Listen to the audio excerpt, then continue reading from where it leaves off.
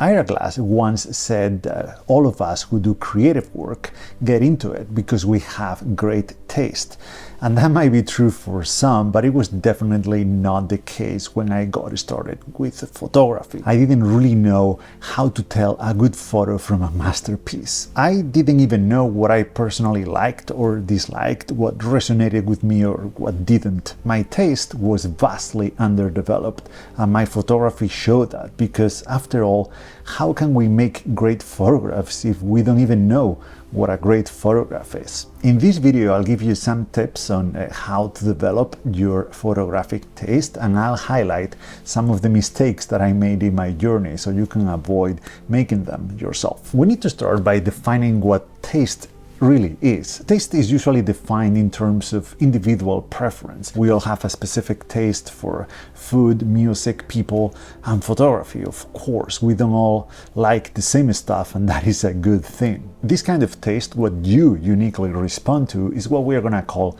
internal taste. On the other hand, there are some recognized truths that make something objectively good. In photography, even though some might dissent here, most people appreciate some universal principles of composition, for example. Photography is, after all, a visual language. It's a language that relies on tools like composition and ingredients like light or color to communicate a message, concepts that cannot be neglected. We refer to these as external taste. It is essential that we work on and develop both internal and external taste. And this is one of the mistakes that I made myself, because for a long time I focused exclusively on my internal taste and failed to leverage the wisdom of those who came behind us. I mean, sure, I studied the technical aspect of photography, but tried to stay away as much as I could. I was still, looking at the work of other photographers, but I was afraid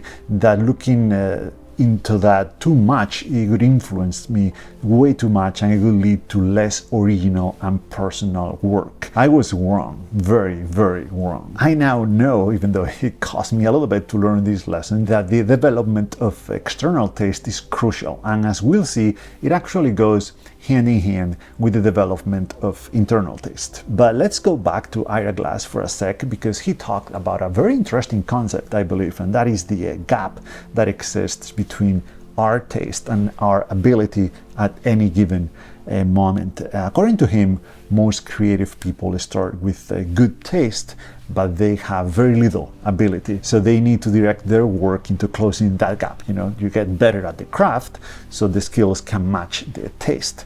You get good enough that you can create what you've always visualize, basically. I want to argue here, and some of you might disagree with me, that for photographers it's usually the opposite, or at least that was my case, because you see, when I first picked up a camera, I had very little taste, but my ability was pretty decent, at least my technical ability, and this was due to the technology advances in cameras, of course. Today people take, hundreds of millions of photos. Most of them are forgettable, but not because they are bad, technically speaking. In fact, modern phones and cameras produce almost perfect photos when it comes to exposure, focus, or sharpness. So the lack of technical ability was not the thing that was holding me back from making good photographs or great photographs.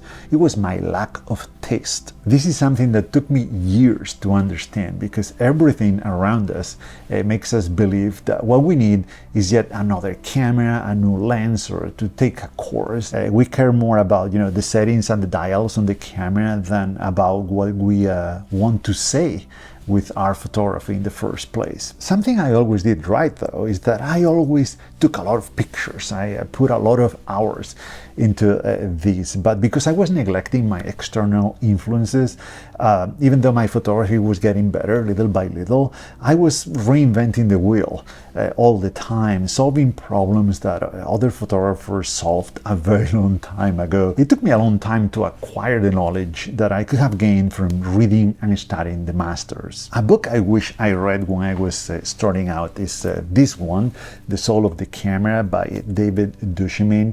I think that's how you say it. I recommend reading this book. I just reviewed it and summarized it basically on my Patreon page, so you can go there and watch the video with my take on all the lessons that I learned from reading this book. I've done the same with other books like those from Sean Tucker or Chase Jarvis. That's just an example of what you can get over my Patreon page. So if you want to head over there, follow the link in the description down below and join us, you'll be getting all of these, plus you'll be supporting my work, which I'd appreciate very, very much. Let's finally talk about how to develop our external taste, because I really want you to avoid making the same mistakes I made in the past. Yes, go out and take as many photos as you can, but please, please, please study the masters. Again, we should never forget that photography is a visual language. We are trying to communicate something to a viewer. The best and only way actually to learn a language is to speak it, to practice it. When we are just getting started with photography, we are like someone who is just speaking the first words in a foreign language. Plenty of mistakes are expected, and we'll have the occasional, right word at the right moment with the right pronunciation. It's like at the beginning, most of our photographs are going to be bad, but eventually, occasionally, we'll make one that is good. That doesn't mean that we've mastered the language, though.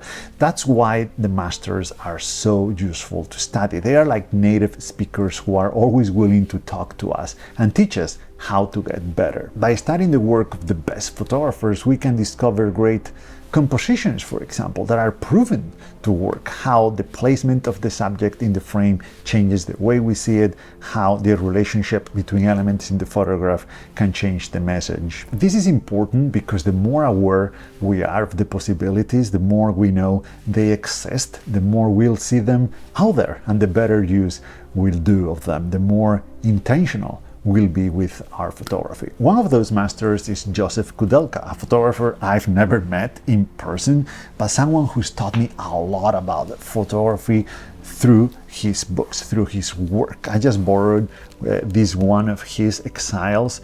It's always been one of my favorites books.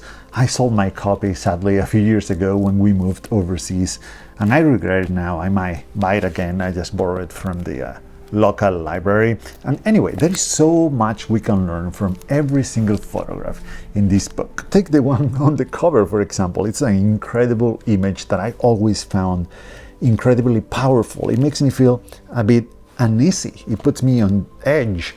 We have a rather menacing figure of a dog that is staring at us. The silhouette is very strong because of the high contrast with the snowy landscape, even if not perfect because of this drain grate, I think it's called. The lack of details on the dog, the shadows are crashed, only makes it more mysterious and disturbing. Your imagination goes a little bit wild trying to figure out if this is a friendly or an aggressive dog. This same composition in a very different environment, say a busy street with the black body of the dog against a dark sidewalk or wall with people and cars around it, would not have had the same effect. Likewise, if he'd showed the face of the dog, we might not have felt this way either. And these are things that might be a little bit hard to spot at first, but if we pay close attention, we'll eventually understand what the photographer did and why. It's these choices that make us think about how we can apply them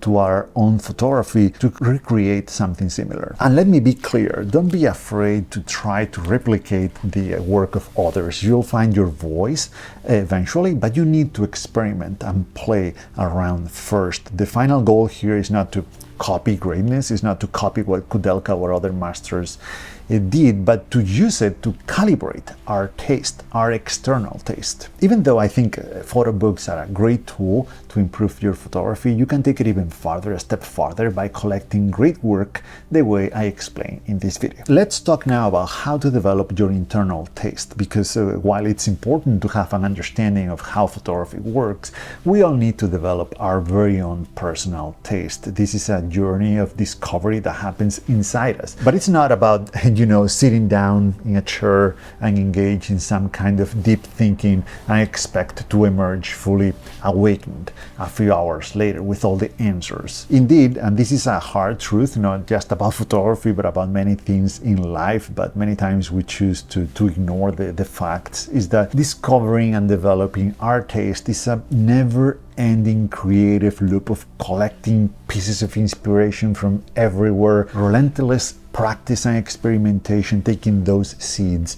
and deep reflection on the results. It's a process that will take many years.